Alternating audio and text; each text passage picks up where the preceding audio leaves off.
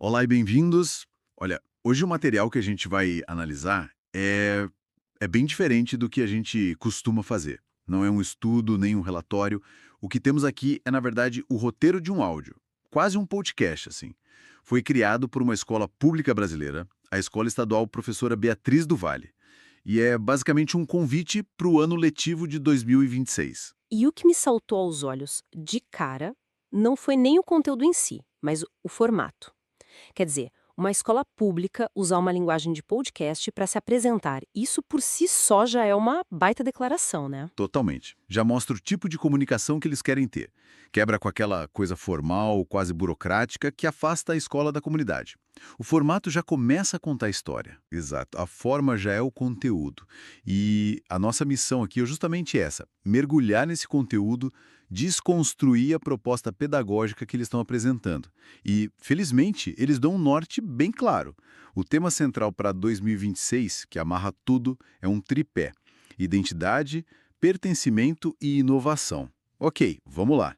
Identidade, pertencimento e inovação. Confesso que, assim, à primeira vista, parece até título de palestra de startup, sabe? Mas vamos ver o que isso significa no chão da escola. Eles são bem diretos, eu vou até citar aqui. Acreditamos que educar vai muito além de ensinar conteúdos. É ajudar cada estudante a reconhecer quem é, de onde vem, quais são seus sonhos e qual é o seu lugar no mundo. É uma frase bem ambiciosa. Muito ambiciosa. E se a gente desmontar isso, começando pela identidade? A proposta é sair daquele piloto automático do currículo padrão. A escola se propõe a valorizar as identidades culturais, sociais e individuais. E a frase que eles usam aqui, cada história importa, é o centro de tudo. Uhum. Não é sobre pegar um aluno e encaixar num molde, mas entender que ele já chega com uma bagagem, com uma cultura, e que isso é matéria-prima para a educação, não um obstáculo. Certo, isso no papel soa muito bem, cada história importa. Mas, sendo bem prático, numa sala com 30, 40 alunos, cada um com a sua história, como que um professor faz isso acontecer? É com um projeto sobre a família, um festival cultural, ou é algo mais fundo que mexe na estrutura do currículo mesmo? Essa é a pergunta de US$ 1 milhão, né? E é aí que a proposta vira um desafio de engenharia pedagógica. Não é uma coisa só. Pode ser tudo isso que você falou, mas de forma integrada. Por exemplo, em literatura. Por que ler só os clássicos de sempre? Por que não incluir autores da região, autores indígenas que dialogam com a realidade daqueles alunos? Faz sentido. Em história, em vez de focar só na grande história do Brasil, por que não estudar a história do bairro onde a escola está? São movimentos que fazem o aluno se ver no conteúdo. Ele percebe que a identidade dele não é só um assunto para a aula de sociologia, mas algo que permeia tudo. Entendi.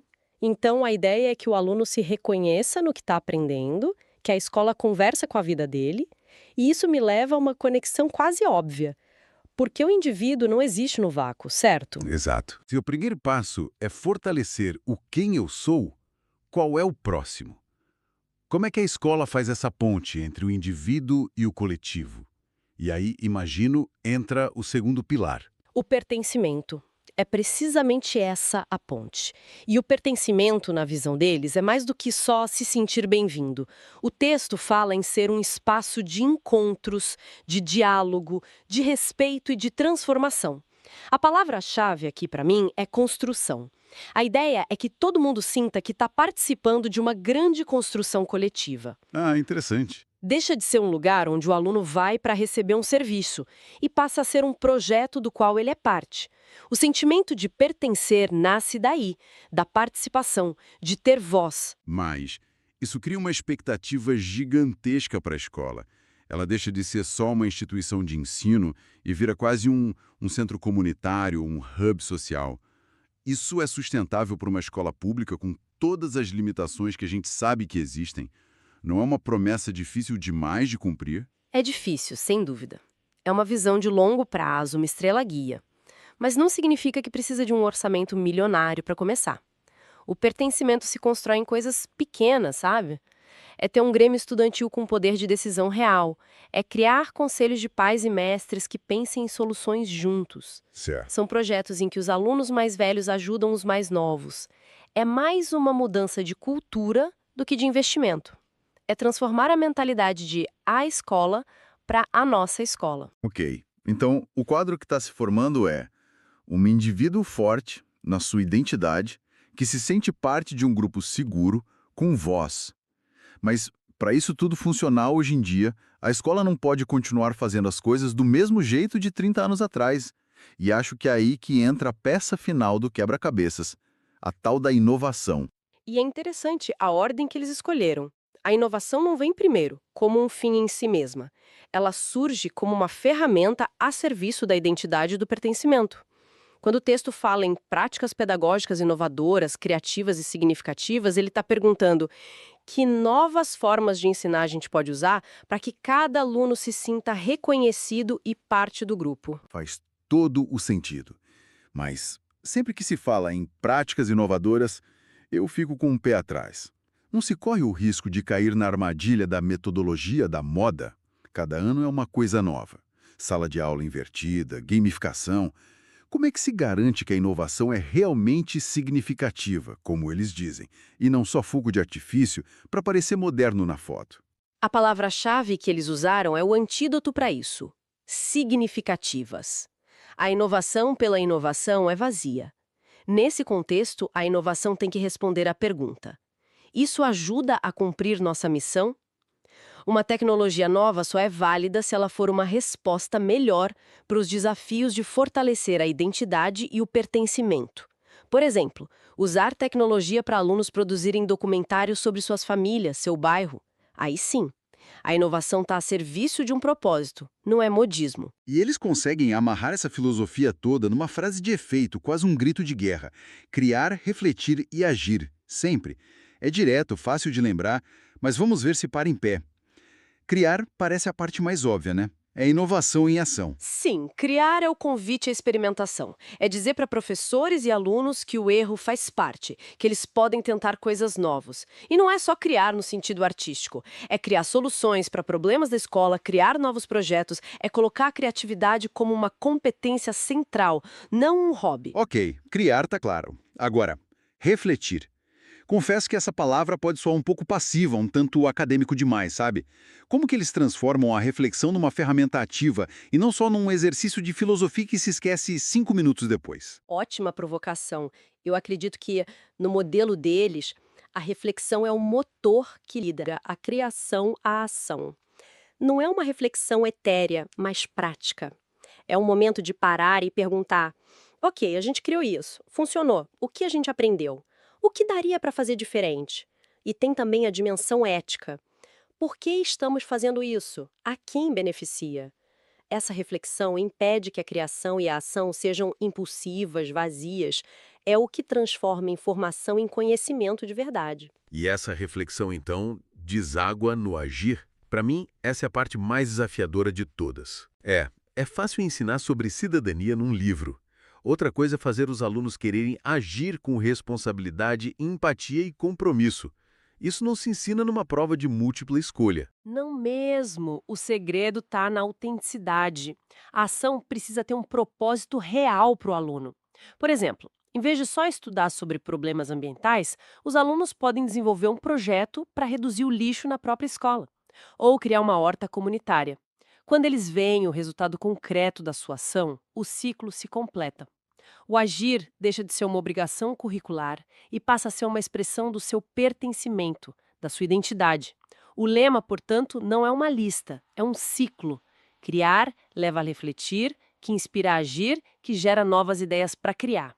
Sabe, uma coisa que me chamou muita atenção no roteiro todo foi para quem eles estão falando. A mensagem não é só para dentro. Tem um trecho que é um convite escancarado para a comunidade. Eles dizem, eu vou citar de novo: convidamos você, pai, mãe, responsável, familiar e membro da comunidade, a fazer parte ativa da vida escolar de nossos estudantes. E esse convite é talvez a parte mais estratégica de todo o documento. A escola está reconhecendo oficialmente que ela não faz educação sozinha. Ela está dizendo: a gente precisa de vocês. E repara num detalhe sutil na frase seguinte: sua presença, seu apoio e seu incentivo fazem toda a diferença. Note que eles não pedem para ensinar matemática em casa. Não pedem dinheiro. Pedem presença, apoio e incentivo. Essa é uma ótima observação. Torna o convite muito mais inclusivo.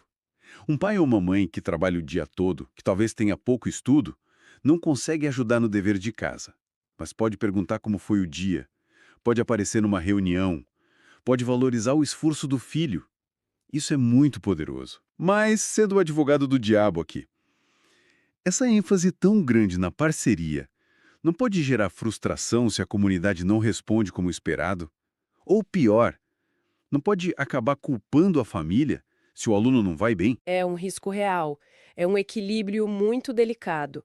A escola, ao fazer o convite, assume a responsabilidade de criar as condições para essa parceria acontecer. Não pode ser só discurso. Tem que se traduzir em horários de reunião mais flexíveis, em canais de comunicação que funcionem, talvez um grupo de WhatsApp, comunicados simples, eventos que realmente tragam a comunidade para dentro.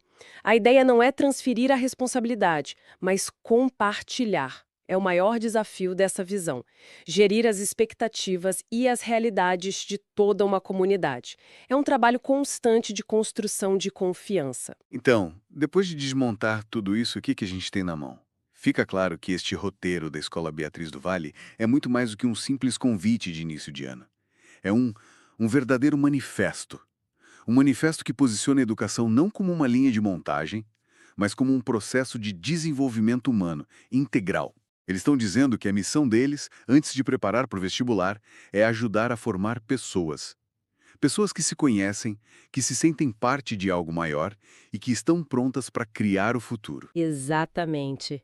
É uma visão de futuro, mas que também representa um desafio enorme à estrutura tradicional da educação pública. Colocar o aluno e a comunidade no centro significa, na prática, repensar horários, métodos de avaliação, a formação dos professores. A escola está assinando um cheque que vai exigir um esforço hercúleo para ser pago. A grande questão que fica no ar é: eles terão o apoio, os recursos e a resiliência para transformar esse belo manifesto em realidade no dia a dia? Porque é aí que a verdadeira revolução acontece. E isso nos deixa com uma última provocação para quem nos ouve.